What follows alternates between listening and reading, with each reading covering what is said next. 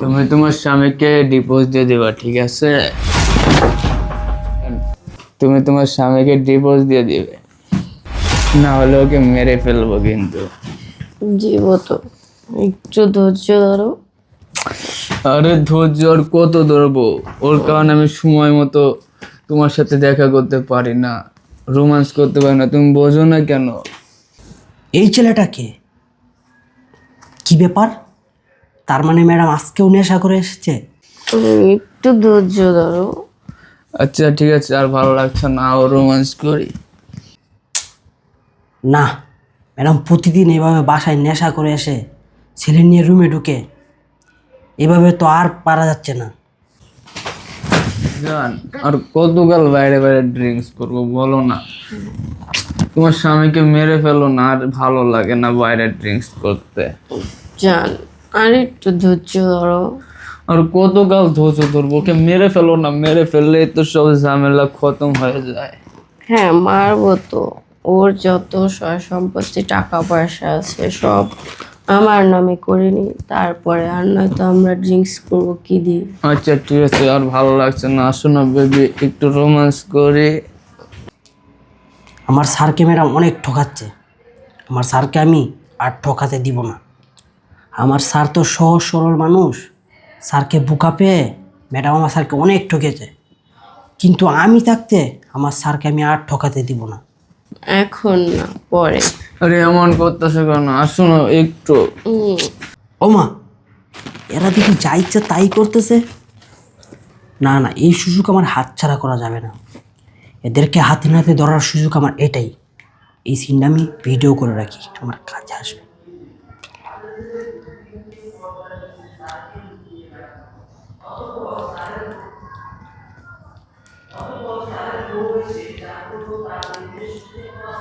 Madam,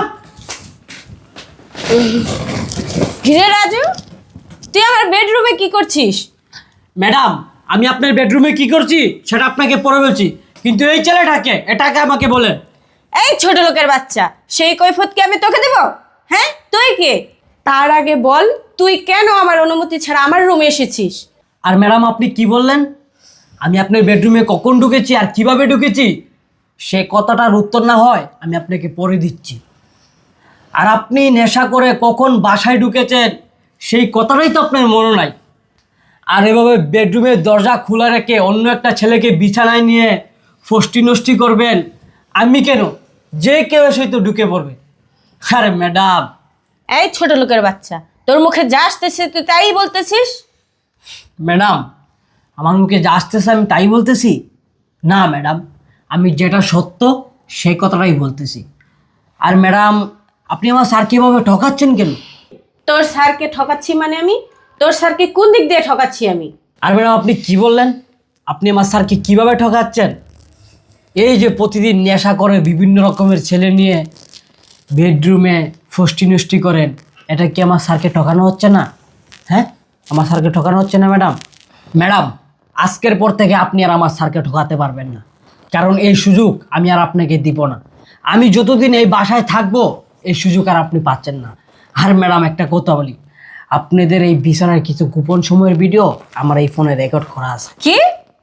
কি? এই video আমি স্যারকে দেখে দিব। এই স্যার মনে চলে আসছে। এই এই রাজু, গেটটা খোল। এখন কি হবে আমাদের? আমরা তো এবার পুরো ফেসে যাব। কিছু একটা বলো। কি ব্যাপার সুমি? কি শুনলাম আমি এগুলা? হ্যাঁ, কি শুনলাম আমি এগুলা? কি দেখলাম আমি এগুলা? হ্যাঁ, আমি তো তোমার কাছ থেকে তো এগুলো আশা করি নাই। তোমার জন্য আমি কি করছি তুমি একবার ভেবে দেখছো? দিন রাত নাই কত পরিশ্রম করছি তোমার জন্য। আমি আমি আমার অফিস শেষ হয়ে যাওয়ার পরে কিছু টাকার জন্য আমি রাস্তায় রাস্তায় রিক্সা চালাচ্ছি। আর আজকে তুমি কি করো? তুমি একটা ছেলেকে নিয়ে, এই ছেলেকে নিয়ে তুমি কি করো? মদ খাও। ছি ছি। স্যার আপনি তো আমার কোনো কথাই বিশ্বাস করলেন না। আমি তো অনেকবারই বলেছি যে স্যার ম্যাডাম মদ খেয়ে এসে বিভিন্ন রকমের ছেলে নিয়ে বেডরুমে সময় কাটায়। আমি তো আপনাকে অনেক বলেছি, কিন্তু তো আপনি আমার কথা কোনো পাত্তাই দিলেন না। আজকে যদি আমার কথাটা আপনি পাত্তা দিতেন তাহলে আজকের দিনটা আপনি দেখা লাগতো না। হরে রাজু, তোর কথা যদি ওই দিকে আমি শুনতাম তাহলে আজকে এই দিনটা দেখা লাগতো না। এই তোর জন্য আমি কি করছি জানোস তুই? আমি আমার বাপ মাকে ছেড়ে দিছি, আমার পরিবারকে ছেড়ে দিছি শুধুমাত্র তোর জন্য। আর আজকে আমাকে রেখে অন্য ছেলেকে নিয়ে তুমি রুমে ফুর্তি করো, ফুর্তি। তোর মতো মেয়েকে দে না, আমার সংসার হবে না। যে মেয়ের স্বামী থাকা পরেও অন্য ছেলে নিয়ে রুমে ফুর্তি করে, সেই মেয়েকে নিয়ে কখনো সংসার হয় না। কি করি না তোর জন্য আমি? আর আজকে তুই অন্য অন্য ছেলেকে নিয়ে তুই রুমে থাকস। তোর জন্য কত কষ্ট করে আমি, তোর কোনো অভাব আমি বুঝতে দিই না। তোর যাতে এক সামান্য ইঞ্চি যাতে তোর কষ্ট না হয়, আমি না খেয়ে তোরে খাওয়াই। তোকে তো আমি ভালোবেসে বিয়ে করেছিলাম রে, এই দিনটা দেখার জন্য। তুই তো আমাকে বলতে পারতিস যে তোমাকে আমার ভালো লাগে না, আমি মডার্ন কিছু চাই, মডার্ন চাই। আমি আপসেট সাইড হয়ে যেতাম। অত্র এলাকার মানুষ আমাকে চেনে, আমার একটা ইজ্জত সম্মান আছে। আজকের এই ঘটনা যদি অত্র এলাকার মানুষজন যদি শোনে তাহলে আমার মুখটা কোথায় যাবে একবার ভাবছোস? তোর তো আর ইজ্জত সম্মান নাই। তুই তো রাস্তায় রাস্তায় ঘুরে বেড়াইতে পারবি, রাস্তায় পুরুষদের মনে কাছে ফুর্তি করে বেড়াইতে পারবি, কিন্তু আমরা পুরুষরা না এগুলো করতে পারি না। আমরা পুরুষরা না নারীদেরকে না ভালোবাসতে জানি। আর তোদের মতন নারীরা পুরুষদেরকে নিয়ে খেলা করতে জানে। আচ্ছা, সেটাই তুই প্রমাণ দিলি। যা, তোর মতো নারীকে নিয়ে না আমি এক সেকেন্ডও থাকবো না। বেরো বাসা থেকে।